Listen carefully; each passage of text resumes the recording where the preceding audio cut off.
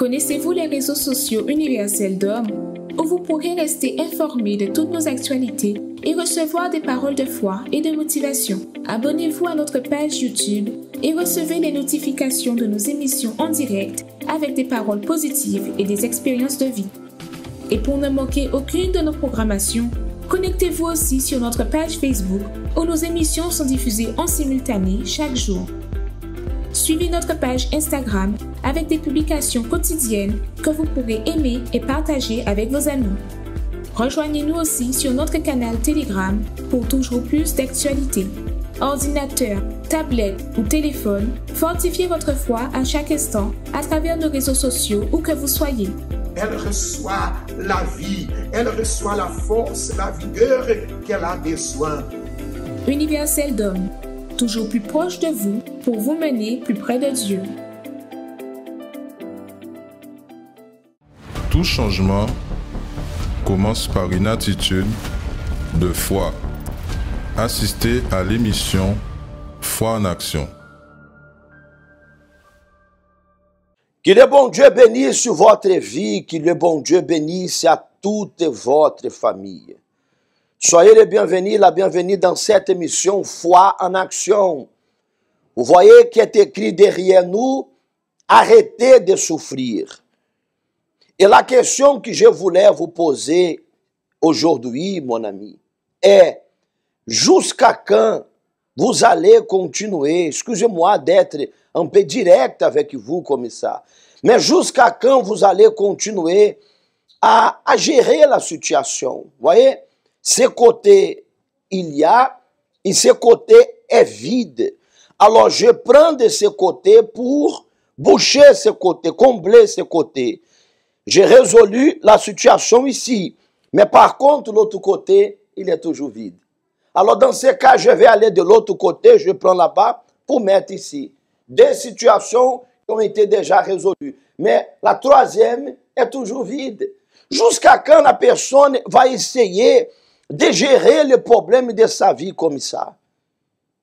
Si la personne, elle croit en Dieu, et peu importe votre religion, peu importe si vous êtes membre du centre d'accueil, si vous fréquentez ou pas, la question que je voulais vous poser maintenant est jusqu'à quand la personne va essayer de gérer la situation, administrer la situation de cette façon, de cette manière.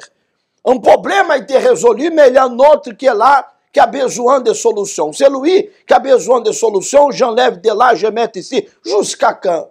Jusqu'au jour que vous allez dire à cette situation, à ces problèmes, stop, arrête-toi. Et pourquoi vous direz à ces problèmes, stop, arrête-toi? Parce qu'il y a un Dieu.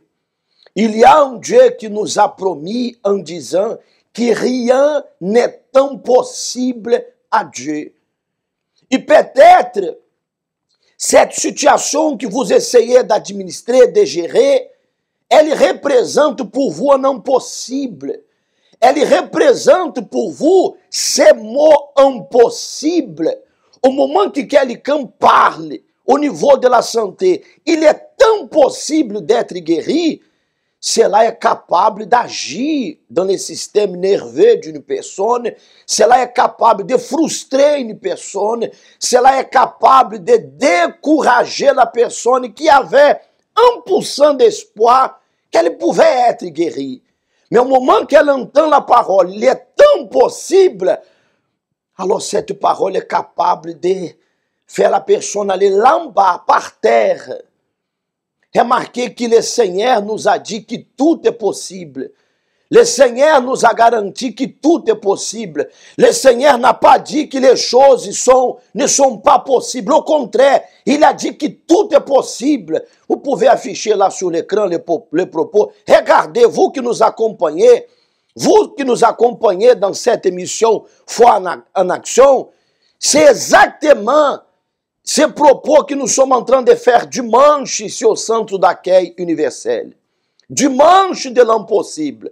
Le Seigneur nous a dit, car rien n'est impossible à Dieu.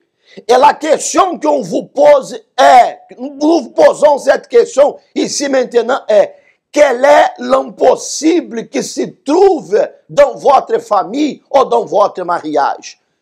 Peut-être l'impossible qui se trouve dans votre vie, dans votre mariage, dans votre famille, maman, papa. Peut-être il est impossible que votre enfant abandonne le vice de la drogue, de l'alcool, mauvaise fréquentation. Peut-être vous qui m'accompagnez, c'est impossible que quelqu'un de votre famille soit guéri, quelqu'un de votre famille soit béni. Peut-être c'est impossible qu'un être cher sorte de prison parce qu'il a fait tant de choses déjà mauvaises dans la vie. Peut-être l'impossible qui se trouve dans votre vie se trouve au niveau de votre couple, de votre mariage. Peut-être vous regardez la personne que vous aimez beaucoup en disant comme ça, je ne crois pas qu'un jour il pourra changer. Je ne crois pas qu'un jour mon couple, ma vie pourra être restaurée. Je ne crois pas qu'un jour, il y a des gens qui disent comme ça, je ne crois pas qu'un jour je pourrai être heureux dans ma vie. Vous pouvez être heureux. Vous pouvez être une femme heureuse. Il suffit de croire que ce qui est impossible aux hommes est possible à Dieu. Et quand est-ce que l'impossible deviendra possible? Le jour que vous allez dire à ces problèmes, arrête-toi, stop. Le jour que vous allez dire à ces problèmes, je vais laisser du côté ce côté que j'essaie d'administrer, j'essaie d'enlever d'ici pour mettre là-bas, et je vais lutter contre cette situation. Demain dimanche, au centre d'accueil universel plus proche de chez vous, nous allons réaliser cette grande clameur au Dieu qui est vivant. Le dimanche de l'impossible. Et vous savez, Dieu, il va faire en sorte que cet impossible devienne possible à travers votre foi. Mais il faut croire. Il faut venir. Vous qui habitez ici au Rézé, vous habitez aux Abîmes, vous habitez au Gosier, à Bémao, vous habitez du côté de Petitbourg, Capester, Goiave, vous habitez à Sainte-Rose, Lamentin, à Dé, vous habitez du côté du Monalo, Moule, vous avez la condition d'être avec nous ici aux Abîmes, soit à 7 heures du matin ou à 9h30 du matin. Si vous habitez à côté de Pointe-à-Pitre, nous avons le centre d'accueil universel à Pointe-à-Pitre. Vous habitez à côté du Baïf, nous avons le centre d'accueil universel à Baïf. Vous habitez à côté de São François, nous avons le centre d'accueil universel à São François. Vous qui habitez en Martinique, Guyane française, enfin, vous avez la possibilité d'arrêter ces problèmes, d'arrêter cette souffrance. C'est pour cette raison que demain dimanche, nous nous serons ensemble afin de pouvoir vous montrer que par le biais de votre foi, vous pouvez dire à ces problèmes, arrête-toi, et peu importe s'il est grand, s'il est petit, peu importe de quelle façon il est arrivé dans votre vie. Le plus important, que le Seigneur nous a garanti que tout est possible à celui qui croit. Accompagnez cette histoire, ces reportages, les reportages vraiment très forts qu'on va vous montrer, qui parlent l'histoire de quelqu'un qui a souffert lorsqu'elle était encore enfant. En réalité, elle avait un impossible dans sa vie. Mais l'impossible qu'elle a pu couper, et aujourd'hui, elle est une femme heureuse, une femme transformée. Et c'est ça exactement que Dieu il désire réaliser dans votre vie. Accompagnez ce reportage et reviens d'ici à quelques instants. Home sweet home. Il n'y a pas meilleur endroit que sa maison, n'est-ce pas? Qu'il est bon de rentrer chez soi après une journée au travail ou à l'école, après avoir affronté tant de difficultés et résolu tant de problèmes, et retrouver les enfants, l'épouse, le mari, et partager des moments inoubliables. Cela serait idéal, hein? Mais derrière cette jolie façade, cachée au-delà de ces 4 murs, se vit souvent un vrai cauchemar. Le juriste, diplomate et écrivain Louis Barbosa disait que c'est au sein de la famille que l'individu apprend à être citoyen. Il y reçoit protection, affection, instruction, notion de droit et de devoir. Il s'agit du premier groupe social auquel une personne appartient et de la base d'intégration de tous les autres groupes tout au long de sa vie. Le foyer alors est un endroit normalement où l'on devrait se sentir bien, heureux, en sécurité, un endroit qui devrait être agréable, rempli d'amour et de joie, mais qui de nos jours est le lieu de départ de nombreux troubles. Combien de personnes vivent sous le même toit, mais ne partagent plus rien avec leurs proches? Les bagarres, les blessures, l'individualisme, les dépendances, les mensonges, les jugements et les critiques excessives ne sont quelques-uns des problèmes qui peuvent nuire au délicat équilibre familial. De nombreuses personnes souffrent aujourd'hui sur le plan émotionnel parce qu'elles ont eu des exemples et expériences traumatisantes dans leur enfance.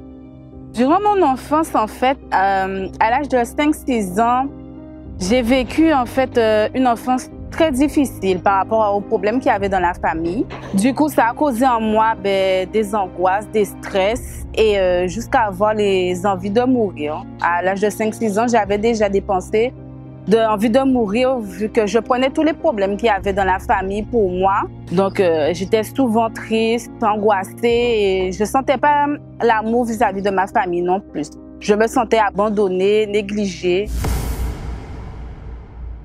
Je suis effectivement éducatrice spécialisée. J'ai travaillé plusieurs années dans le secteur médico-social. Donc, quand je parle secteur médico-social, ça peut être des jeunes en situation de handicap, ça peut être des jeunes en situation de précarité, ça peut être aussi des jeunes qui sont de la rue, des jeunes qui sortent de prison. Donc, tout ce que je pourrais dire par rapport aux problématiques que les familles rencontrent, c'est que ça peut être des incompréhensions, ça peut être aussi les parents recomposés. Quand je dis recomposés, ça peut être un parent divorcé qui se remarie et que l'enfant se retrouve en même milieu. Donc, ça peut créer des conflits familiaux parce qu'il y a l'entente, l'enfant qui veut pas que le beau-père lui dise ce qu'il faut faire, ce qu'il faut pas faire, donc dans l'éducation. Donc, ça crée des problèmes dans la famille. Ça peut être aussi des problèmes de drogue parce qu'il y a des jeunes qui sont complètement perdus, qui savent pas où s'orienter. Donc, ils se réfugient dans la drogue. Dans la drogue, ça peut être la drogue dure, marijuana, pour ne pas citer. Donc, ça peut être aussi l'alcool, où ils se réfugient dans l'alcool. Et ça amène encore un autre problème par rapport à la scolarité. Ils n'arrivent plus à suivre une scolarité normale parce qu'ils ne peuvent pas suivre, parce qu'ils se sentent en difficulté, ils ne peuvent pas parler. Ils peuvent pas. Bien que ces jeunes-là, parfois, ils ont un suivi psychologique.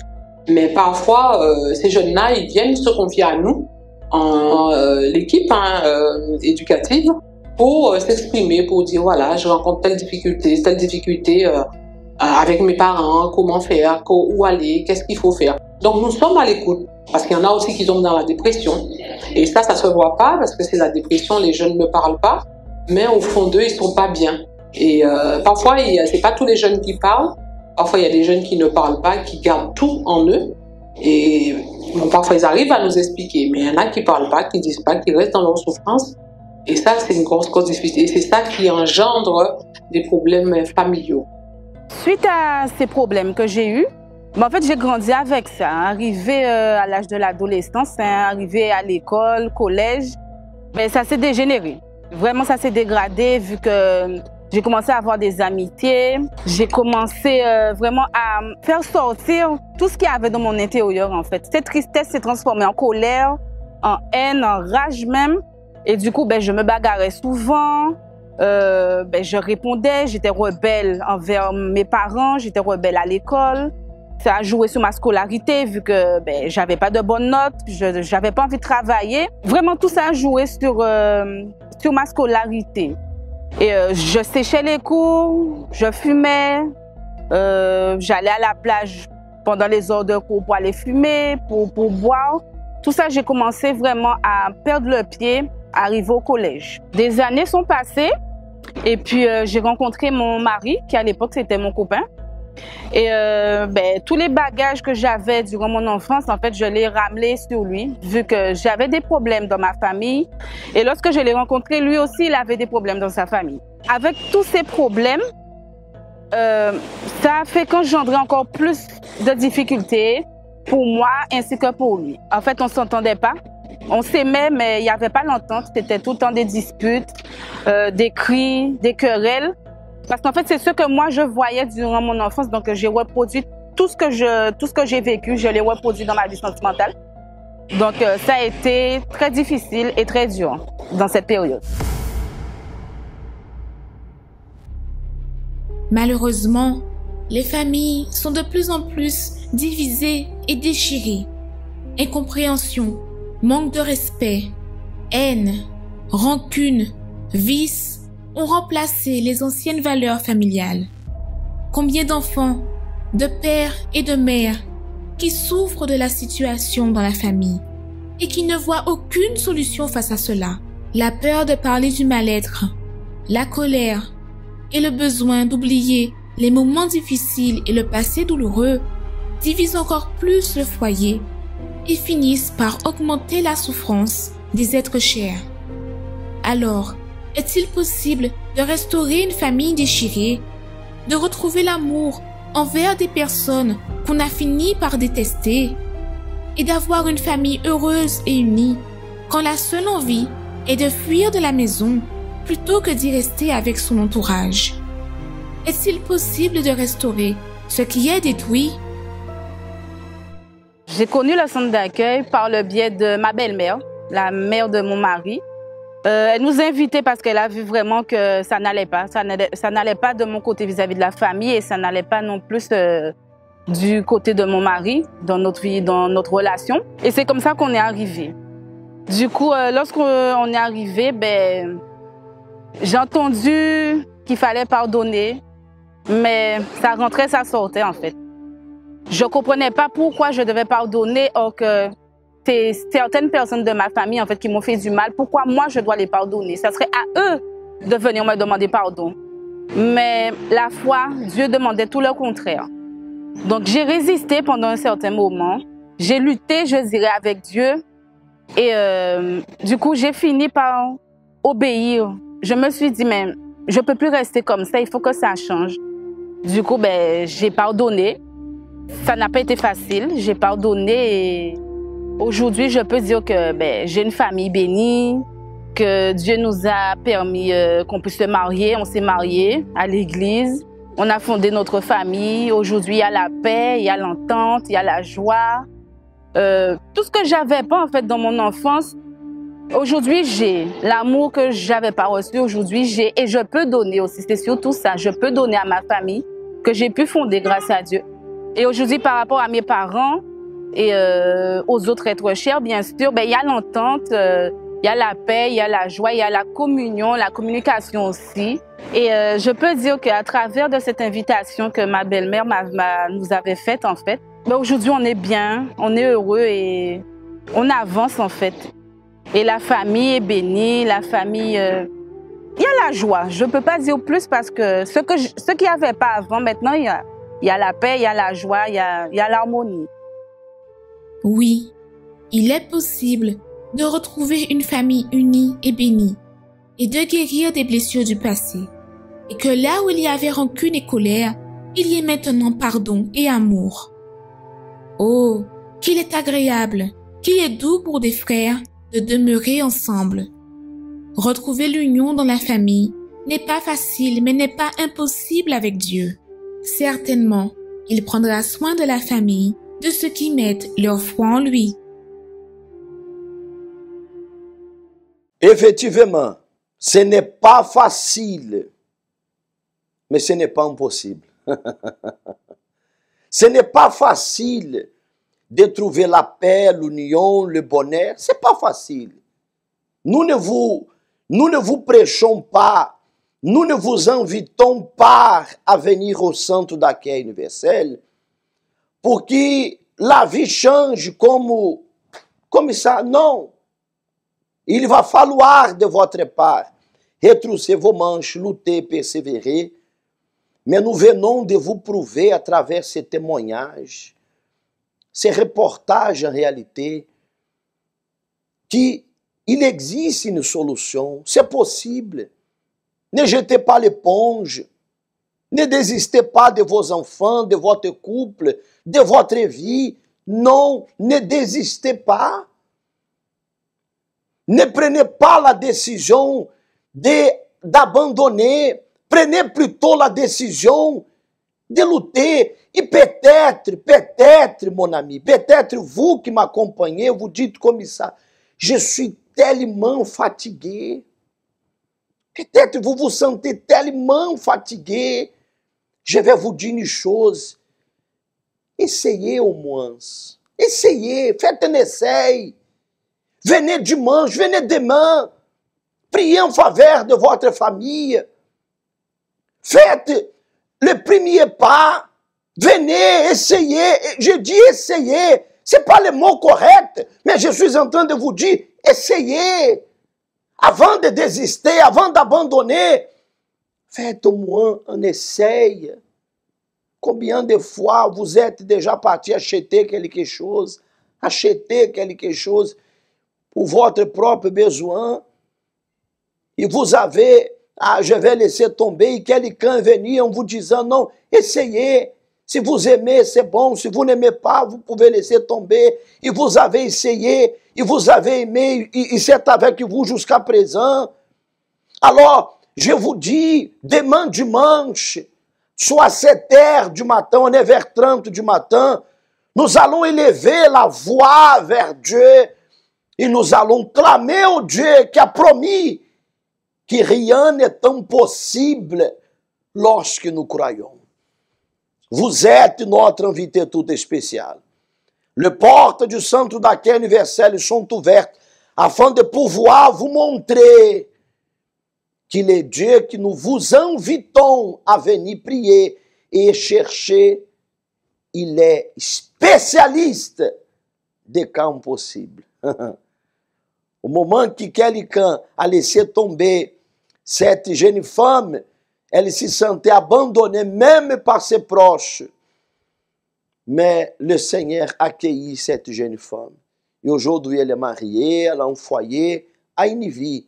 Il y a d'autres situations à résoudre, mais aujourd'hui, elle peut dire qu'elle n'est plus malheureuse dans sa vie. C'est le moment de la prière. Nous allons parler avec Dieu en faveur de vous. Parler avec bon Dieu, c'est ça nous tous besoin. C'est lui qui a nous force pour nous arriver à affronter toute difficulté qui vienne contre nous. Pareil en de l'eau, c'est moment à la prière. Seigneur notre Dieu et notre Père, Seigneur, nous t'invoquons en cet instant en faveur de toutes les personnes qui nous accompagnent. Mon Dieu, si notre image, si notre voix, elle arrive maintenant à l'hôpital, alors Seigneur, fais l'impossible devenir possible. Peut-être, Seigneur, le médecin, la médecine ne peut plus rien faire en faveur de cette personne. Alors, Seigneur, c'est là que Dieu agira. Agis, Seigneur, bénis, transforme. Fais cette personne se relever, être guérie, que sa santé soit restaurée. Mon Dieu, si notre image, notre voix arrive dans cette maison, qu'il y a des disputes, il y a des querelles, mésententes, peut-être il y a un vice, peut-être il y a une situation grave, Seigneur. Alors, mon Dieu, fais le possible arriver maintenant. Fais la paix arriver, fais la joie, fais, mon Seigneur, la transformation, l'union. Fais, mon Seigneur, celui qui était divisé, mon Dieu, être dans l'union. Être, Seigneur, béni, transformé en ce moment. Viens restaurer cette famille, ces couples. Viens restaurer la vie de tous ceux et celles qui nous accompagnent en ce moment. Ouvre des portes, Seigneur, e accorde ainsi a cette personne.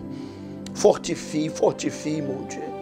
Car ainsi je te demande, je crois que là, mon Dieu, là où, mon Dieu, cette prière arrive en ce moment qui puisse aussi arriver la transformation de Dieu, le possible au nom de Jésus. Consagre et bénis ce verre d'eau ou la bouteille d'eau, et lorsque cette personne va boire de cette eau, qu'elle reçoive force, courage d'être avec nous demain ici, mon Père, afin de pouvoir chercher la promesse de Dieu dans sa vie au nom de Jésus. Amen. Buvez un peu de cette eau, s'il vous plaît. Grâce à Dieu. Amen. Alors, demain dimanche, nous vous invitons à venir participer de cette grande prière spéciale, prière de foi. Je sais que Dieu bénira votre vie. Juste pour pouvoir terminer ma participation, ne jetez pas l'éponge. Ne désistez pas avant d'essayer. Avant de remettre cette situation à Dieu. Ok? Je vous souhaite une bonne journée. Dieu vous bénisse.